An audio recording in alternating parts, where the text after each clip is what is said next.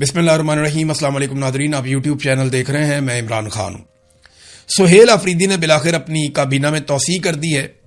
یہاں پہ 4 نئے مشیر شامل کیے گئے ہیں، 6 نئے وزراء شامل کیے گئے ہیں، 8 نئے معاونین خصوصی ان کو بھی شامل کیا گیا ہے، اور چیف سیکرٹری کو اور دیگر سب کو آگاہ کر دیا گیا کہ اب یہ ہماری کابینہ کا حصہ ہے۔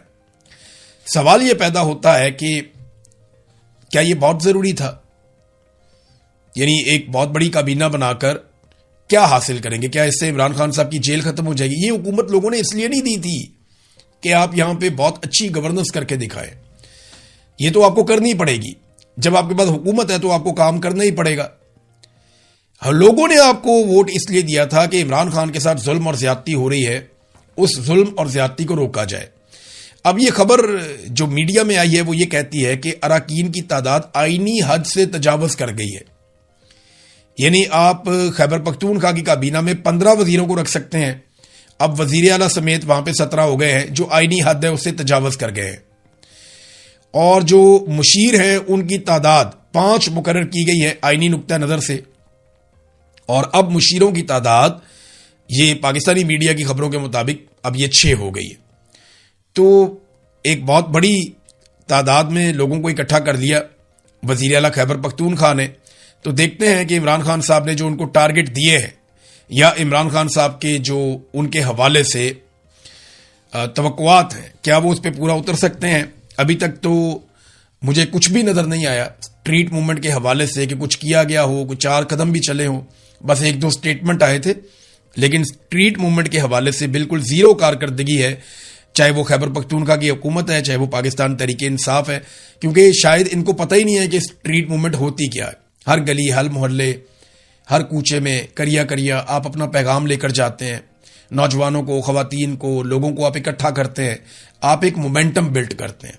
وہ مومنٹم بلڈ نہیں ہوتا ہے چھوٹی موٹی جو ہے وہ دکھاوا ہوتا ہے کہ یہاں چلے گئے کچھ لوگ نکل آئے، وہاں چلے گئے کچھ لوگ نکل آئے، تو وہ یہ ضرور کرتے ہیں، لیکن کہیں پہ بھی اسٹریٹ موومنٹ کا عملی طور پہ آغاز نہیں ہوا۔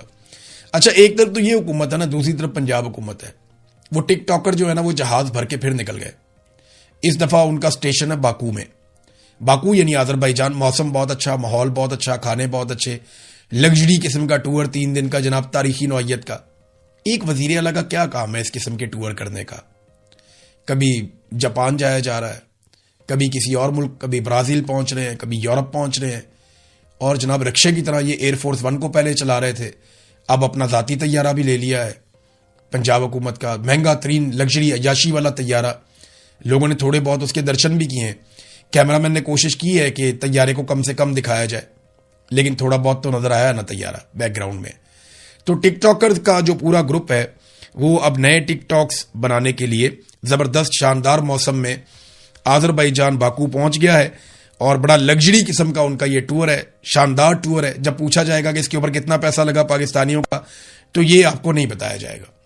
ناظرین، حیدر سعید نامی نوجوان کو گرفتار کر لیا تھا پولیس نے، اور جرم اس کا یہ تھا کہ عمران خان صاحب کی گاڑیاں جب اسپتال سے نکل کر واپس جیل کی طرف جا رہی تھی تو اس نوجوان نے پیچھا کر کے ویڈیو بنا لی تھی۔ تب سے لے کر اب تک یہ نوجوان گرفتار ہے۔ اب عدالتی احکامات کے باوجود اس کو ابھی تک آزاد نہیں کیا گیا، جو انتہائی افسوسناک بات ہے۔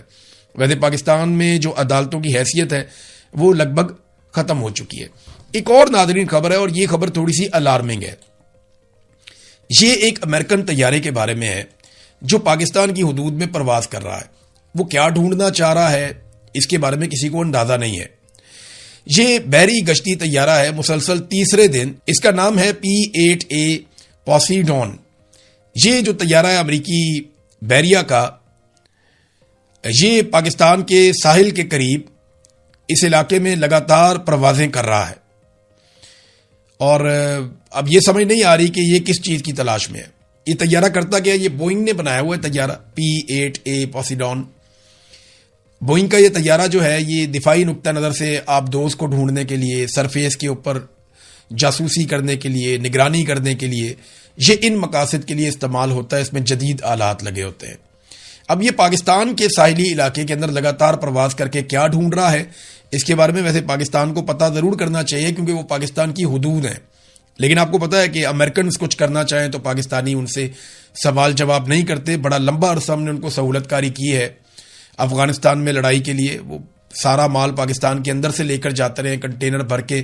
نیٹو سپلائی وہ یہیں سے ہوتی رہی ہے. ہم نے بہت سپورٹ کیا امریکنز کو, اور ہم امریکن سے کبھی نہیں پوچھتے, چاہے ان کا ڈرون جائے, چاہے ان کا طیارہ جائے, چاہے وہ سرویلنس کرے ہمارے علاقے کے اندر. وہ آئے, انہوں نے آ کے ایبٹ آباد میں اسامہ بن لادن کو قتل کیا, اس کی لاش اٹھا کر لے گئے.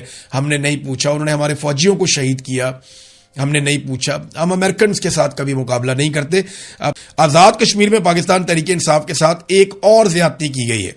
اب یہ خبر جو ہے وہ BBC پہ بھی چھپ گئی ہے. پی ٹی آئی کی رجسٹریشن مسترد کر دی گئی آزاد کشمیر میں. دیکھیں, پاکستان میں پہلے یہی کیا تھا, پھر اس کے بعد گلگت بلتستان میں یہی کیا کہ جس پارٹی کے ساتھ پاکستان تحریک انصاف نے الحاق کیا اس کے ساتھ مل کر الیکشن لڑنے کا فیصلہ کیا, اس کا بھی انتخابی نشان جو ہے وہ پولو مین وہ واپس لے لیا. اور اب پاکستان تحریک انصاف کا جو آزاد کشمیر چیپٹر ہے, کیونکہ آزاد کشمیر کو ایک علیحدہ ملک کی حیثیت حاصل ہے نا, وہاں کا الیکشن کمیشن بھی الگ ہے, تو پی ٹی آئی کی رجسٹریشن وہاں پہ مسترد کر دی گئی ہے. تحریک انصاف کے چیئرمین بیرسٹر گور نے کہا کہ پی ٹی آئی کے ساتھ ایک بار پھر امتیازی سلوک کیا گیا ہے. اس بار پاکستان کے زیر انتظام کشمیر میں یہ سب ہوا ہے. انہوں نے اپنے ایک ٹویٹ میں بتایا کہ کشمیر الیکشن کمیشن نے بغیر کسی معقول وجہ کے P T I Azad Kashmir کی رجسٹریشن مسترد کر دی ہے. کشمیر ہائی کورٹ نے 5 اکتوبر 2023 کو تمام سیاسی جماعتوں کی رجسٹریشن منسوخ کرتے ہوئے اثر نو رجسٹریشن کا حکم دیا تھا, جس کے تحت پاکستان تحریک انصاف کشمیر نے 20 نومبر 2023 کو تمام مطلوبہ دستاویزات جمع کروا دی تھی.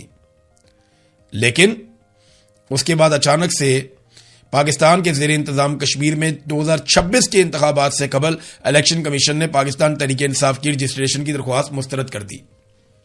یعنی اب وہ یہ کہہ رہے ہیں جناب کہ پاکستان تحریک انصاف اب آزاد کشمیر میں بھی نہیں ہے. کیوں پتہ ہے؟ اس لیے کہ تحریک انصاف اور اس کا انتخابی نشان ہوگا تو لوگ اس کے اوپر ووٹ ڈالیں گے. جب ووٹ ڈالیں گے تو وہاں پہ پاکستان تحریک انصاف کی حکومت بنے گی. حرکتیں جو کی جا رہی ہیں وہ آزاد کشمیر پہ ہی قبضے کی تیاری کی جا رہی ہے, جعلی الیکشن کے ذریعے سے اپنی کٹ پتلیاں بٹھا کر. اور وہ کٹ پتلیاں آپ آنے والے دنوں میں بیٹھی ہوئی دیکھیں گے بھی.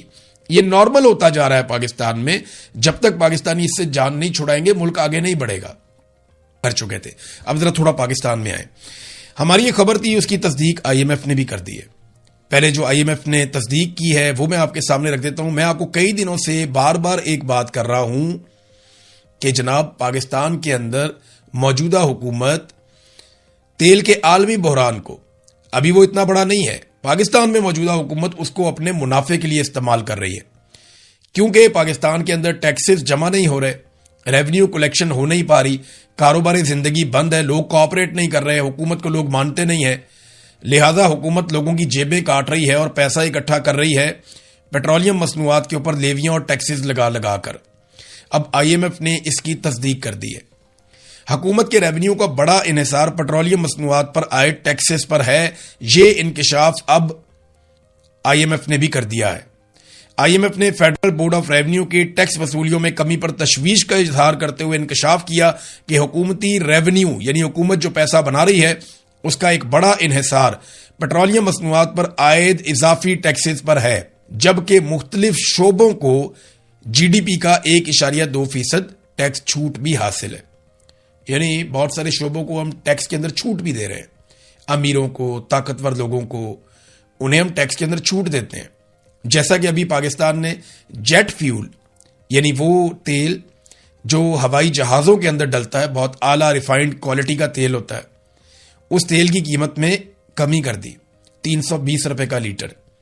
جبکہ غریب آدمی اپنے موٹر سائیکل میں اور رکشے میں جو تیل ڈالتا ہے اس کی قیمت میں اضافہ کر کے اس کو لگ بھگ 410 روپے فی لیٹر تک پہنچا دیا.